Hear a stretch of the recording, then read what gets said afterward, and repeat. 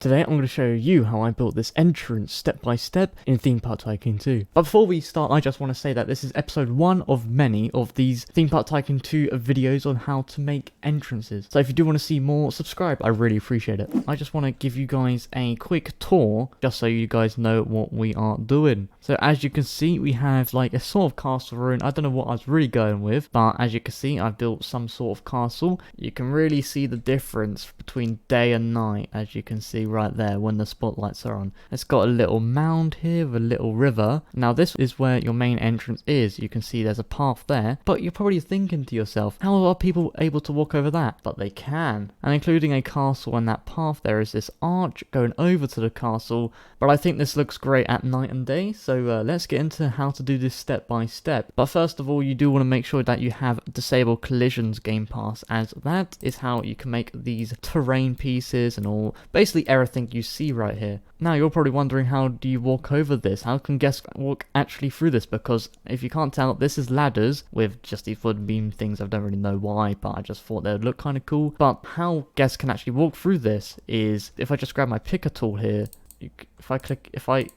There we go, boom, you can see that it is just an image path, as you can see, and I've just made it transparent. I've just went onto 3 decals. The source light now is completely transparent right there, and then I just changed its appearance to enable transparency, and you can not even tell that it's there, and there you go, guests can actually walk over this. So that is paths done. Now for these terrain pieces right here, what you want to do is actually go to primitives, grab your primitive cuboid, make sure you have your item snapping settings at no snapping, and then your rotation snapping at the lowest it can be. If I basically place one right down like this, it'll basically place it like that, and then if you press R to rotate and then Control to lock the column, so you can only go like that. So if I move my mouse around, it won't go anywhere else, and if I hold shift, it'll lock the height, and if I hold Control, it'll go down, and if I just keep on doing this, the more that you'll do it, the more used you'll get to this. But then to get the rocky sort of feel and the grass, you need to grab your paint tool, and basically you want to go and tick this box right there, go to rock, and make this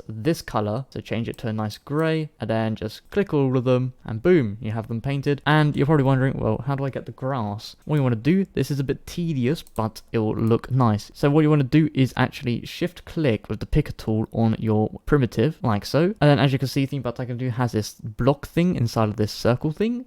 Yes, very scientific words. And what you want to do is with these block things is basically scale it. So if I move it back just a tad and raise it up, move them back from the edge, move them back from the edge, make sure it's raised up, move it back from the edge, place it. What I want to do now is actually go to my painter tool, go to grass, and change one of the colors to whatever color, green or whatever color you actually want. It could be a desert color, you know, and obviously you wouldn't use grass for desert, so if I just go over here for sand, boom, you've got a nice sandy color there. And now talking about sand instead of grass, that's got me thinking, what do you guys want to see entrance wise? Do you want to see desert, ocean entrances? I don't know, but yeah, comment down below what you think I should build entrance wise. And then basically what you want to do is just do this for every single one. So basically just do that, paint it, and boom, you got your terrain built. If you want to add some of these bushes, all you want to do is just head over to your scenery, grab your tree, make sure once again that it's on no snapping, and then wherever you want it, hold Control and then go down, and then if you want to add some bushes, go to your bushes, rotate it if you want, hold Control and then go down, and boom. You can obviously do this with whatever item like rocks, Control, go down, and boom. You just added some more decoration to your build, and this really does look nice. Now you're probably thinking, well, I've got the terrain done, what's next? Well, this massive arch right here, of course. So I'm just going to set out this plot right here, and let's just go to over here. I don't really know where it'll end up, but why not? So to build an arch, you want to grab your picker tool and actually shift click the primitive that you're going to build it on. Change the rotation snapping to whatever you want to do. I'm going to do 11.25, and then basically just rotate it to whatever angle you want, then lift it up, place it down, and then for every turn you do, just lift it up and turn it by 1, lift it up, and then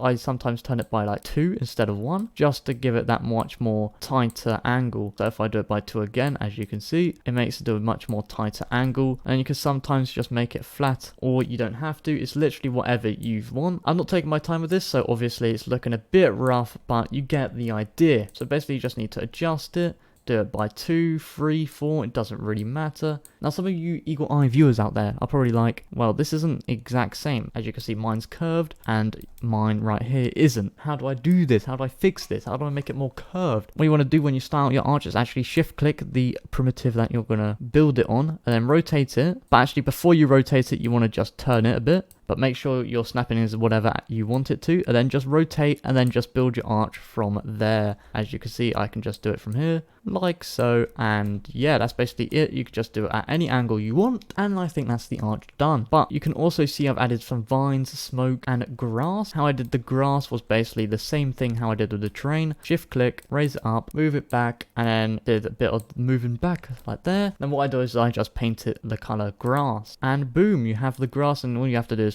do it for all of those bits. Shouldn't take that long. Then to get the smoke effect is what you want to do is with your picker tool, you want to shift click once again with the search bar down here, or press F to search, type smoke, and then grab your first smoke emitter, basically raise it up, move it back, extend some things, like you can see it pokes out a bit here. So what you want to do is just shift delete that and then extend it out a bit. Then you can obviously just edit it. It's a bit, you need to do some tinkering with it, but the end result should turn out just fine. Then you get a nice looking effect like that. And well, to change that effect, all you got to do is make it so that the emitter is at a nice 25%. Get it like that. And to get the vines like that, all I did was basically shift click a primitive and then type up vine or whatever you want to add under there, and then just drag it down a bit like so. But if you want to add any scenery, basically just do the same thing as what you did with the terrain. Now it's time for the castle or ruin, or literally whatever you want to call it. And how I did that was, as you can see, is that I used these brick blocks. Now you don't have to do this, you can literally just use primitives, as primitives are a bit slimmer. But what I did is I used these brick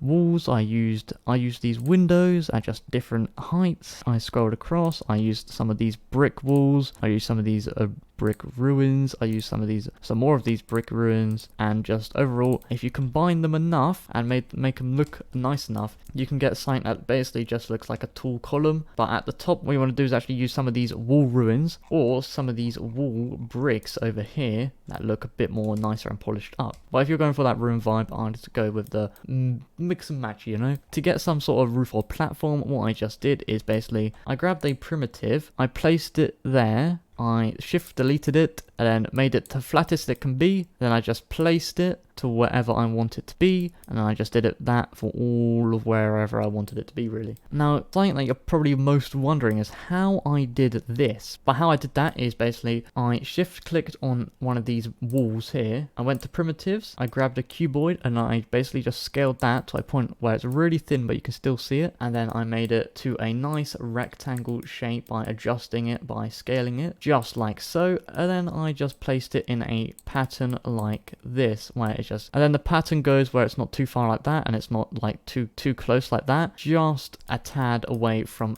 each other, so you can just see the wall behind it. And then the pattern I used for it was basically 2 on top of each other and then 1 next to it with a slight gap in between, not a big gap but a slight gap, and then I just basically expanded that onwards like this. And then to get that nice looking texture, what I did was I went to the materials now and I changed that to concrete, as you can see, and then I used a mixture of these whites and greys, and I also used this color right here, which is like a grey green, which I think really looks really cool when you're going for an overgrown sort of vibe like this. And I think that's basically about it for this tunnel. I basically just put a primitive right there, expanded it big enough so you can't see or go through it or under it or whatever. Please do put in the comments down below what entrance you think I should do next. I thank you all so much for watching. Subscribe if you haven't,